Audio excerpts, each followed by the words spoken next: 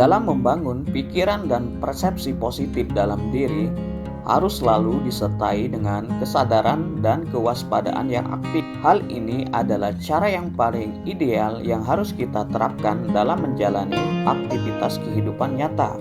Kesadaran dan kewaspadaan ini haruslah seimbang dalam membangun konstruksi pikiran positif. Oleh karena itu, kita harus memanajemen sistem pikiran kita atau mempunyai seni dalam berpikir supaya semua sesuai dengan yang seharusnya. Seni berpikir ini adalah sebuah metode yang harus kita terapkan. Dalam hal ini, kita tidak menggunakan default system atau pola pikiran seakan mengalir tanpa kendali mengikuti prasangka-prasangka dan pengaruh lingkungan yang buruk. Dalam hal ini, kita mengembangkan cara berpikir yang tidak biasa.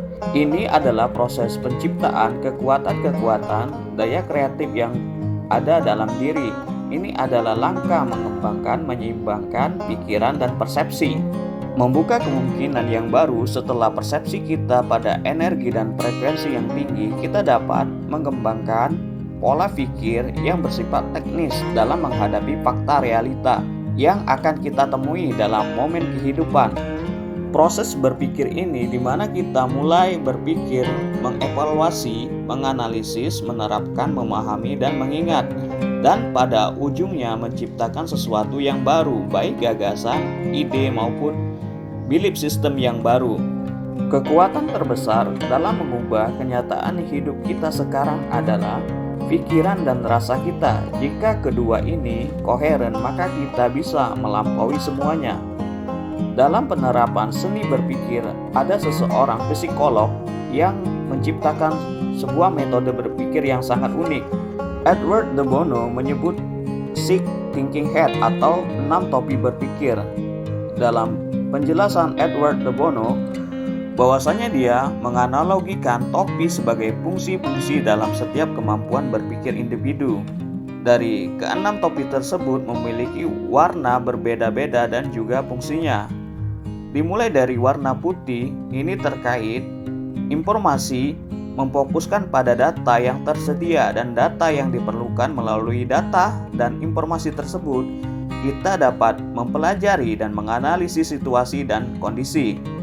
Kemudian, topi hitam terkait dengan resiko. Pada topi ini, kita belajar melihat sisi negatif atau resiko dari keputusan yang kita ambil. Hal ini penting untuk menyiapkan contingency plan atau antisipasi setiap kemungkinan dan kondisi yang akan kita hadapi. Kemudian ada topi kuning. Terkait dengan manfaat topi ini memungkinkan kita untuk berpikir positif atau optimis dan melihat seluruh manfaat dan nilai yang dihasilkan dari suatu keputusan dan tindakan yang kita ambil. Selanjutnya, topi merah. Terkait dengan perasaan, topi ini akan memandang masalah dengan menggunakan naluri dan emosi. Selain itu, dengan topi merah kita dapat melihat reaksi atau respon emosi orang terhadap kita. Seterusnya, topi hijau.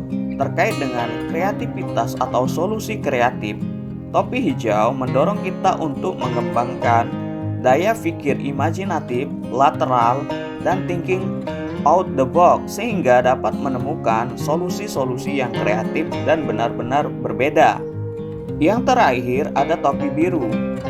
Terkait dengan pengendalian, topi ini adalah personal kita yang ditunjuk untuk mengendalikan diri. Topi ini bertindak seakan controller dalam menggunakan fungsi berpikir dan mengatur timing berpikir yang sesuai dengan fungsi yang ada masing-masing. Dari sini kita dapat menerapkan dan menggunakan fungsi pikiran yang tepat pada saat yang tepat dalam menghadapi setiap momen kehidupan yang kita jumpai. Seni berpikir ini sangat berguna untuk menghadapi hal-hal krusial dan memudahkan kita dalam memitigasi kesadaran kita, di mana kesadaran kita harus tetap aktif dan pikiran kita bekerja dengan semestinya. Yang paling penting, rasa dan persepsi kita harus tetap berada pada energi dan frekuensi yang tinggi. seperti cinta, syukur, kedamaian, dan berserah. Kemudian lepas dari kemelekatan dan prasangka pikiran negatif.